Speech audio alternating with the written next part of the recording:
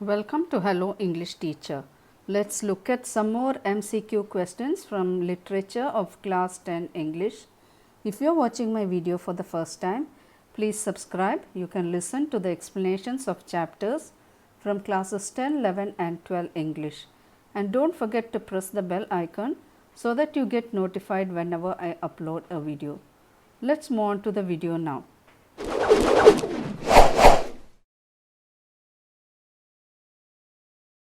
So here are some more MCQs from the literature section. Let's look at the first extract. So in order not to shake the writer's faith in God, the postmaster came up with an idea: answer the letter. But when he opened it, it was evident that to answer it, he needed something more than goodwill, ink and paper. But he stuck to his resolution. He asked for money from his employees. He gave himself a part of his salary, and several friends of his were obliged to give something for an act of charity. It was impossible for him to gather together the 100 pesos, so he was able to send the farmer only a little more than half. He put the money in an envelope addressed to Lencho, and with it a letter containing only a single word as a signature: God. So let's look at the questions. The first question: the narrator said that the postmaster needed something more than goodwill, ink and paper. What was that? Sympathy, empathy, money or physical work? So the answer is money. So money was needed to help the farmer.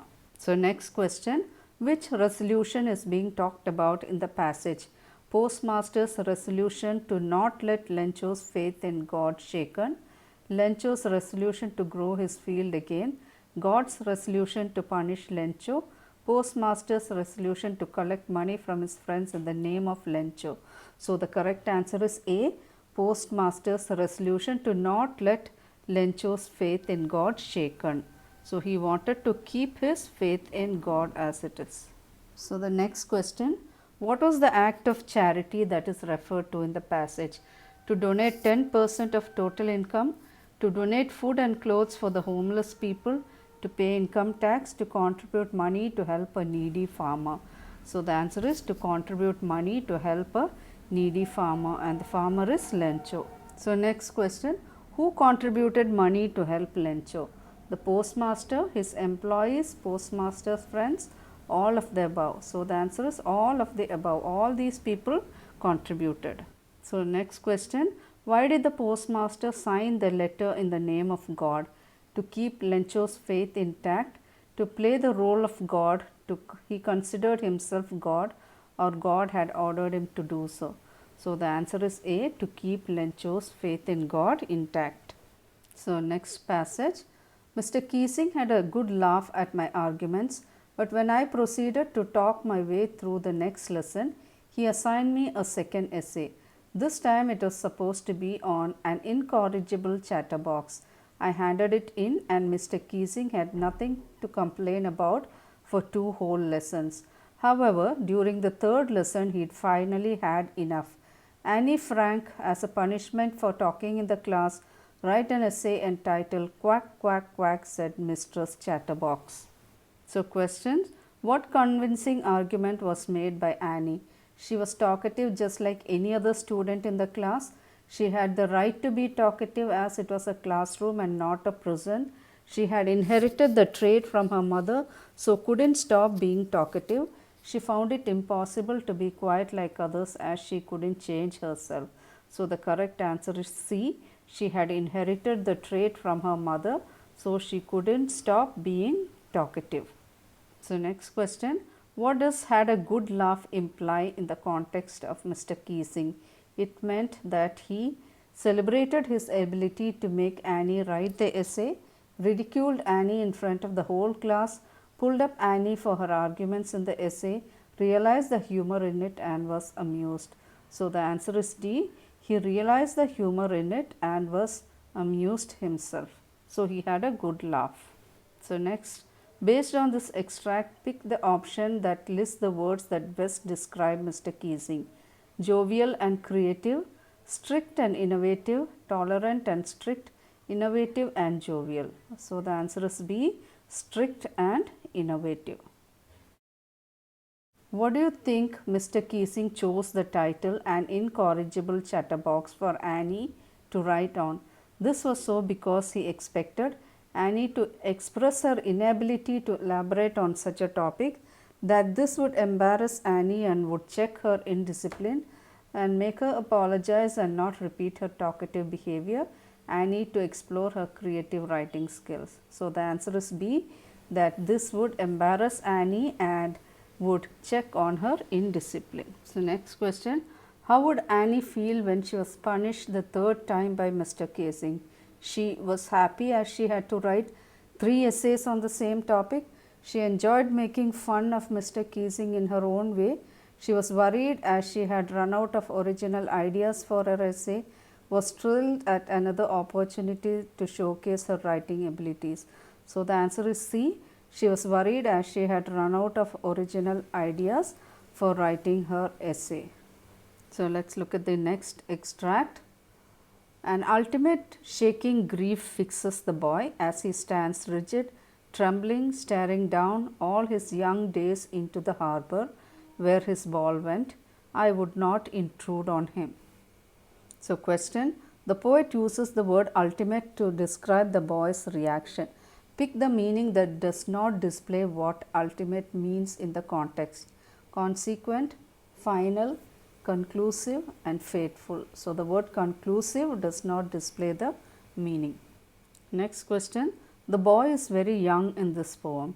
As a mature, balanced grown-up, he might look back and think that his reaction of ultimate shaking grief was disproportionate to the loss, pretension to procure a new toy, according to his exposure and experience then, a reaction to the failure of retrieving the toy, justified and similar to what it would be currently.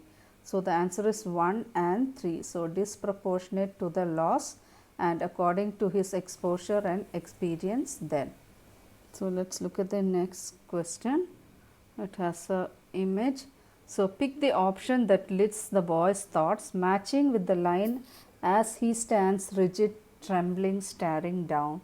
So one says, I wonder how I can retrieve the ball. I guess I'll need help. Good riddance. Now I can get a new one. I have been waiting for a while. Next is, I think I can catch it if I run through this alley. I must cut it off before it falls into the harbor. Oh, I've lost it. It's gone forever. That was all the time I had with it. That time is over. So the correct option is 4. So let's look at the next question. Why does the speaker choose not to intrude? This is so because the poet knows that it would embarrass the boy in this moment of grief, feel that it's important that the boy learn an important life lesson undisturbed, realizes that he doesn't have sufficient funds to purchase a new ball for the boy, experience a sense of distress himself by looking at the boy's condition.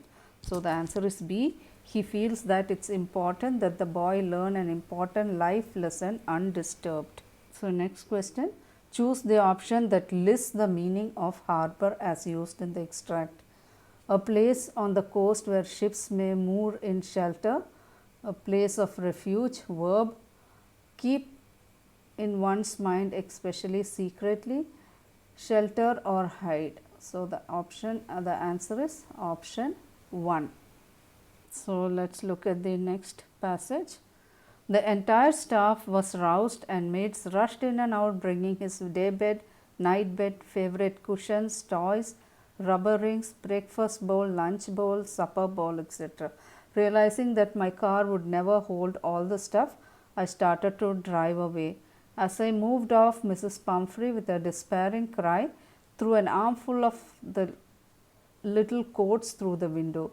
I looked in the mirror before I turned the corner of the drive. Everybody was in tears. Out on the road, I glanced down at the little pathetic animal gasping on the seat by my side. I patted the head and Tricky made a brave effort to wag his tail. Poor old lad, I said. You haven't a kick in you, but I think I know a cure for you. So here are the questions. What might the atmosphere of the household be in the above extract signify? Mrs. Pumphrey's status in the society reflected in Tricky's lifestyle. the staff's love for Tricky, which matched that of Mrs. Pumphrey, the grand life of comforts and luxuries that Tricky enjoyed, Mrs. Pumphrey's indulgence and anxiety acted upon by the staff. So, the answer is Mrs. Pumphrey's indulgent and anxiety acted upon by the staff. So, here is the next question. Given below are emoticons reflecting various expressions and reactions. Choose the option that correctly describes the narrator's mindset in the given extract. So, the answer is option 2 and 4. So, next question. Given below are some well-known quotes shared by the staff to console Mrs. Pumphrey after Tricky's departure. Choose the option that correctly identifies the quote that is not appropriate to the consolation offered. So, quote that is not appropriate to the consolation offered. Once you choose hope, anything is possible. There is crack in everything, that's how the light gets in. We grow fearless by walking into our fears. Mostly it is loss which teaches us about the worth of things. So, here the answer is 4, which is not appropriate to the consolation offered.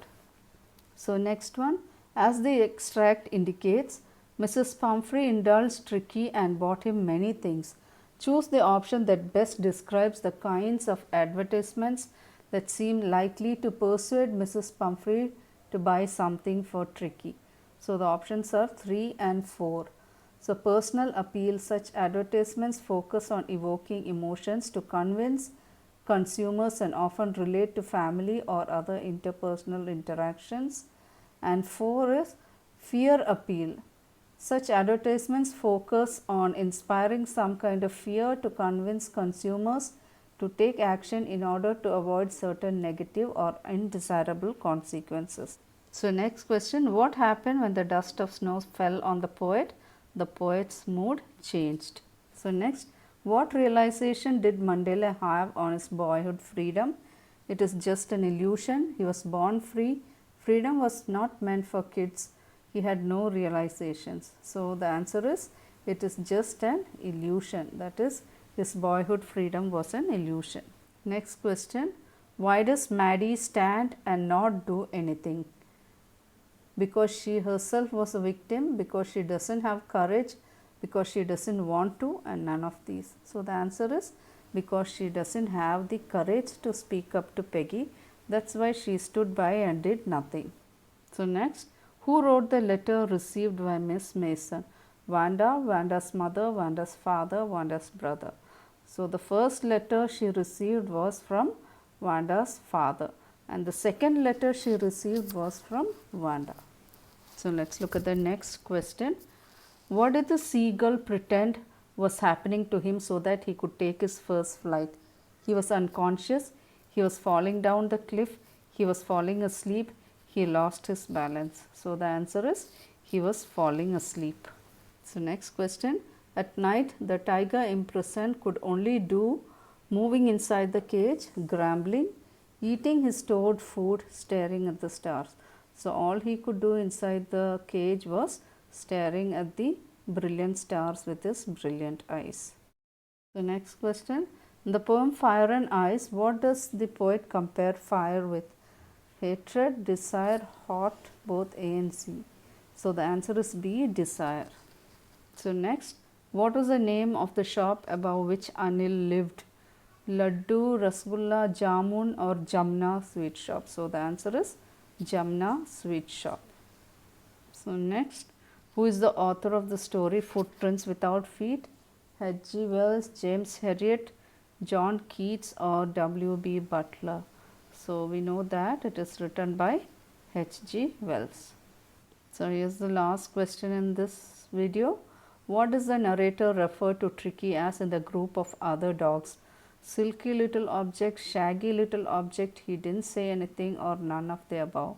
So, he calls Tricky as the silky little object. So, I hope you liked today's video. For more informative videos, do subscribe to Hello English Teacher. Like, share and give your valuable comments below. Thank you for watching.